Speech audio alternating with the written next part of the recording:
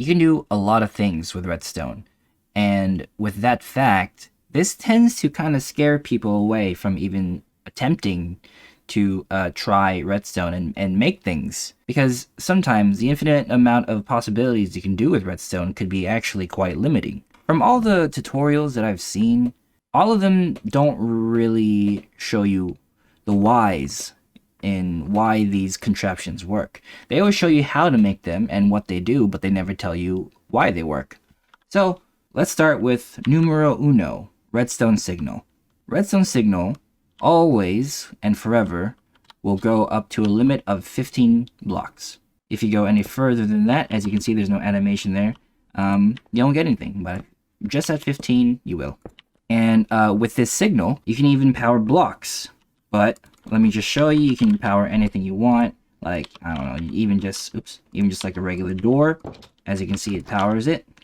Trap doors even, like an iron trap door if you really wanted to. You can even do it with any stone in general. Now, of course, like most things in this world, there are exceptions to the rule. But for now, we're only learning basics. So this is powered. If I did the same things, whatever it's near, or whatever this block is now touching, will power it. So, for example, this is now powered. You notice how it didn't place towards me? So if I did that, there you go. You can also do it on top. Should not have destroyed that. You can do it on top. Yeah, what else? Piston? Sure. Piston.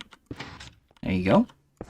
So this becomes a source of power, but it has to be an immediate thing, which means something that takes redstone power directly, like a lamp. Now, moving on to redstone repeaters. Here's, again, our 15 block long signal. And again, remember, as you can see, past 15 blocks will not power it. But a redstone repeater will continue the signal by repeating the signal. So again, this is 15 blocks. This is the 16th block. Normally this wouldn't be there, but since the redstone before it is powered, it'll power the redstone repeater, and henceforth it'll go for another 15 blocks. Now, of course, you can always put it anywhere you like, here, maybe even here, but just remember, starting from the very first redstone dust right after the repeater, we'll start from power length number 1. So for example, this is 1, 2, 3, and then it gets restarted. So it goes to 1, 2, and gets restarted again. 1, 2, 3, 4, 5, 6, 7, 8, gets restarted again, etc. Now, as for these ticks, what they basically do, these are different settings for the redstone to be delayed, the redstone power to be delayed. So as for this part, these different ticks, this is the first tick, second tick, third tick, and fourth. This is putting a delay on the redstone signal, and it's best explained by visual. So as you can see, when I put this down, it'll take a while for this next redstone signal to power up. So as you can see over here, it takes a slight while. It's only one tick, so you can't see it. But if you put it on the second one, it should be a little bit more noticeable. Third one.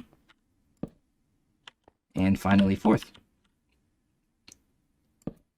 So again, it only delays the signal it outputs. And this could be very useful. But what you can do with delayed repeaters and stuff will be for experimentation for you. Because part of learning is actually doing the thing. Up next, it gets a little bit scary. Up next are redstone comparators. Now, I didn't really understand comparators for a long time, but don't worry, it's not that bad. There is a thing you can do with it. If you right-click with it, it'll give you this tick like this. But again, these are only the basics. You don't have to worry about this now. There's a lot of interesting stuff you can do with this thing here. So we'll leave it off for now. As you can see, it's outputting one redstone signal. I'm just trying to make it more visualize with the repeaters here. That's because a comparator reads what is in a container. Now I say container instead of this chest because you can use this with anything that holds things like droppers, dispensers, or hoppers. Am I missing anything? Barrels as well. In here is a specific amount of redstone dust, and I'll get to that in a second. But since there's nothing in here, it will output nothing. It doesn't have a signal. But as soon as you put a singular item, it doesn't have to be redstone obviously, it'll output a signal. But why did I have 64 and 59 in here, which is 123 blocks? Right? Yeah. Because from items 1 to 123, that is the maximum of a single chest to be outputting 1 power of redstone signal. Because as soon as you go 124, it'll output the next power. It'll be outputting 2 blocks worth. So keep that in mind, that every 123 blocks in a single chest will output 1 redstone block signal. Now, why am I emphasizing single chest? Because again, I would like to tell you the number is dependent on what the container is. So for example, if it were a hopper, I know this because I use this for a lot of things. I know in a hopper, it takes about 1 to 22 blocks for 1 redstone signal. And so therefore, if you put in another 22, it'll go to the second one. And then finally to the third one. So as you can see, it's relative to the container, whatever it may be. I know there are more things you can do with comparators, that you can do with entities, like, in item frames and stuff. But again, don't even worry about it. Don't worry about it yet. These are only the basics that you could mess around with.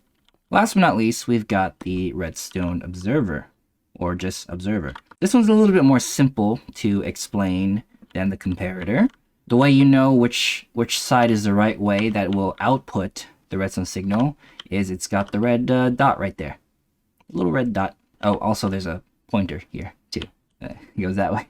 Now on the other side is a face looking thing. Now this side is always checking whether or not this block that it's facing, so pretty much this block here that I put this redstone block down on, it's always checking if there are any changes to that block space. So for example, if I put even a redstone dust, it outputs a pulse. It's not a signal, it's a pulse. As you can see, it went on and off that quickly. And it'll also do it again if I break it, because it's a change in the block.